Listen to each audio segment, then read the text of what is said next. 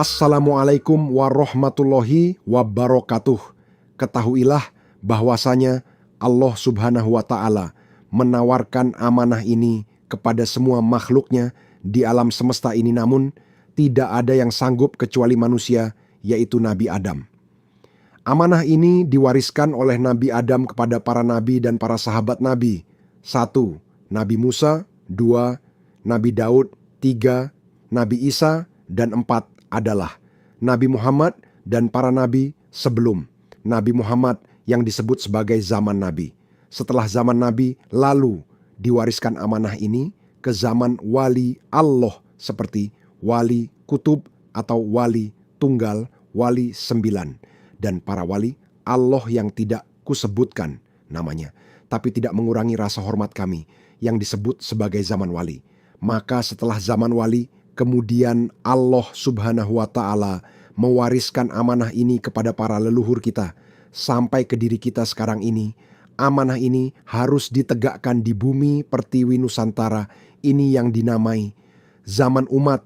Bila tidak ada lagi yang mempelajari ilmu ketauhidan ini, dunia akan hancur, akan kiamat.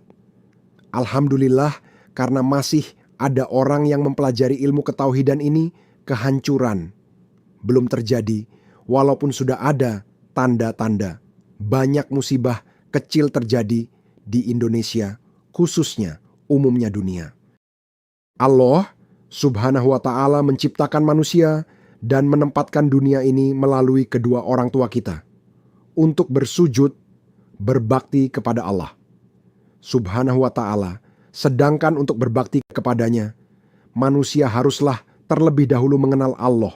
Karena tanpa mengenal Allah, manusia tidak dapat memahami agama Allah, dan tanpa memahami agama Allah, maka manusia tidak dapat melaksanakan tuntunan agama sebagaimana yang dikehendaki oleh Allah.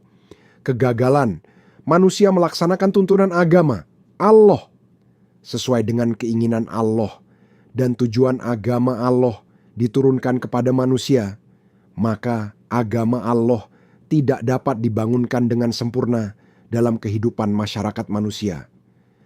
Apabila agama Allah tidak dibangunkan dengan sempurna dalam masyarakat manusia, maka akan mengakibatkan kehidupan manusia akan sengsara dan menderita, di mana kesengsaraan dan penderitaan.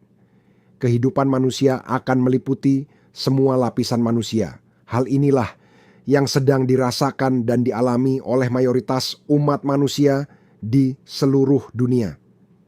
Demikianlah mayoritas umat manusia di dunia hari ini hidup dalam kesengsaraan dan penderitaan, disebabkan kegagalan mereka membangunkan agama Allah di dalam masyarakat mereka.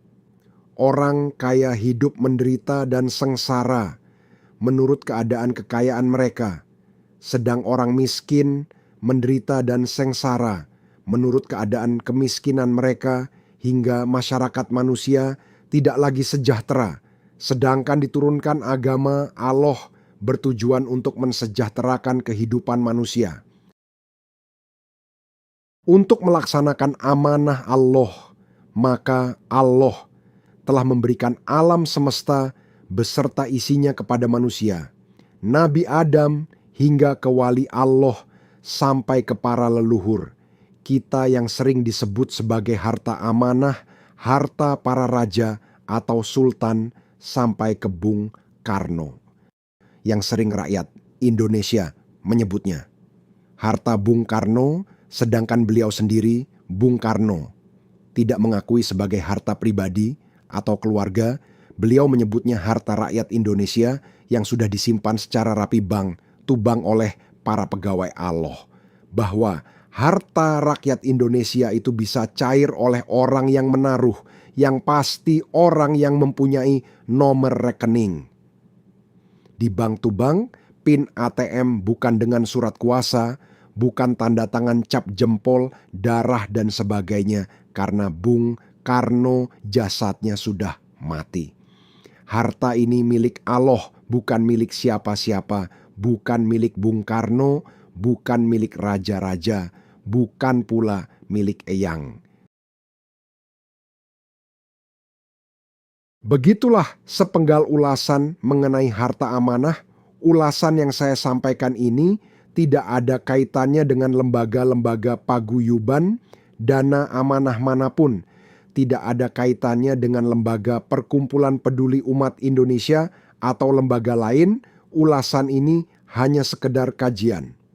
Terima kasih atas perhatiannya. Mohon maaf atas segala kekurangan.